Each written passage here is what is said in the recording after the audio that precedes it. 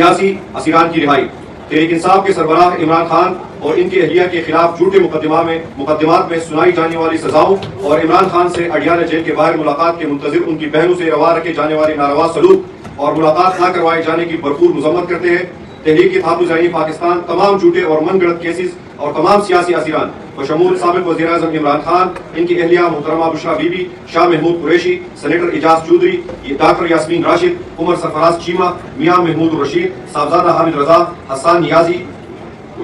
علی وزیر، حاجی عبدالصمد، ولی moment, doctor مہرنگ Baloch اور بلوچ ایکشنٹی کمیٹی کے اسیران اور پاکستان تحریک انصاف کے فوجی اور فوجداری عدالتوں کے فیصلوں کے ذریعے پابند سلاست تمام مرد اور خواتین اسیران کی رہائی کا مطالبہ کرتی ہے۔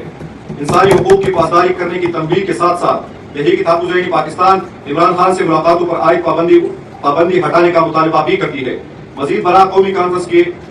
جی ڈی اے کے مرتضیٰ جدوئی اور سندھ یونائٹڈ پارٹی کے سید زین شاہ پر جھوٹے مقدمات کے بھرپور مذمت کرتے ہوئے اسیران کی رہائی کا مطالبہ کرتی ہے۔